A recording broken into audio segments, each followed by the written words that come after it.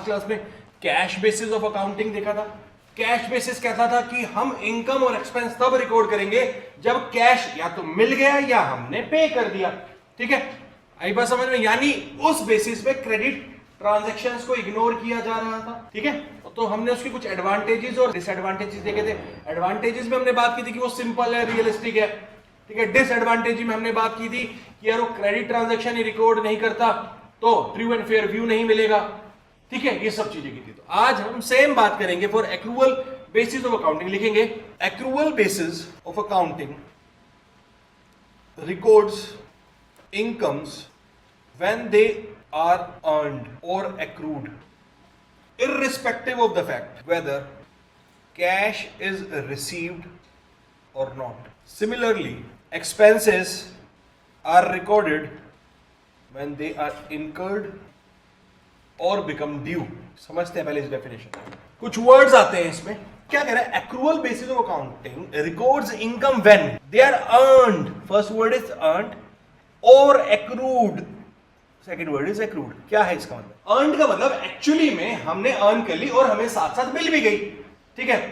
Second कह रहा है एक्रूड कि हमने अपना काम कर दिया, पैसे नहीं मिले कोई बात नहीं, मैंने तुम्हें पढ़ाया कंप्लीट जुलाई में, आपने मुझे जुलाई की फीस नहीं दी, बट मेरी तरफ से तो काम डन, तो मैं अपनी बुक्स में कर दूंगा कि मेरी इनकम तो आ गई, आएगी, मुझे मिलनी ही मिलनी है, मेरी इनकम ड्यू हो गई। तो इनकम ड्यू के लिए हम यूज कर देते हैं एक्रूड। आई बात समझ में? बेटा एक बात बताओ, मम्मी टी शर्ट्स डिलीवरी कराती होगी कस्टमर के पास, कुछ कस्टमर्स होते होंगे कैश ऑन डिलीवरी करते होंगे, होते हैं ना? तो मम्मी ने जब यहां से टी शर्ट भेज दी कस्टमर के पास, तो मम्मी ने तो अपनी सेल रिकॉर्ड कर दी, अभी कैश तो नहीं मिला है, हो गया।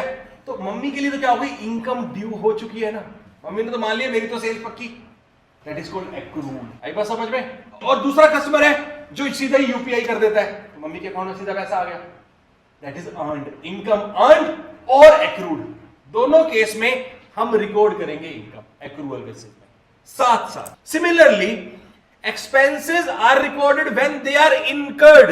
Third word is incurred. Incurred का मतलब मैंने खर्चा कर दिया। तुमने बोला सर पार्टी दो, ठीक है, मैंने क्या चाहिए?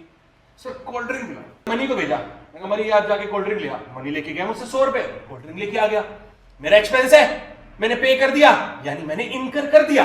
अब मनी आया कि सर कोल्ड ड्रिंक ला दिया, मैंने कहा तो मैंने उसको पैसे ही नहीं दिए, उसको लगा सर कह रहे क्लास के बाद दे दूंगा, अभी लिखवा देता हूं उसके पास। ठीक है, अब ये एक्सपेंस ड्यू हो गया, कल वो मुझसे मांगेगा, एक्सपेंस तो मेरा आज हो गया, एक्सपेंस ड्यू हो गया। या फिर और बताता हूं, पूरे मंथ आपके घर पे बिजली का बिल आता है, इलेक्ट्रिसिटी सुना होगा, इलेक्ट्रिसिटी का एक बिल आता है, तो आपने जब लाइट को यूज किया उसके बेसिस पे ही बिल आएगा, तो आपने पूरे मंथ जितना कंजम्पशन किया उसके अकॉर्डिंग आपको बिल मिलेगा।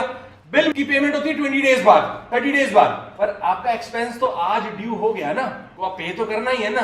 एक्रूअल बेसिस कहता है चाहे आपने पे कर दिया या ड्यू हो गया, पे करना है, रिकॉर्ड कर दो।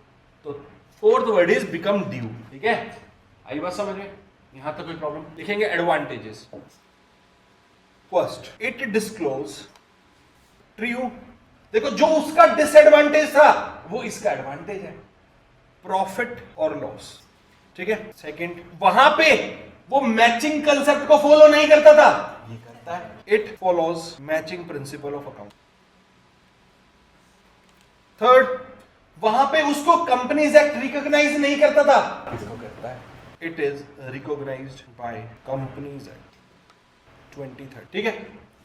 तो अब डिसएडवांटेज देखते हैं। जो उसके एडवांटेज थे इसके डिसएडवांटेज बन जाएंगे। वो सिंपल था, ये सिंपल नहीं है, तो क्या हो जाएगा?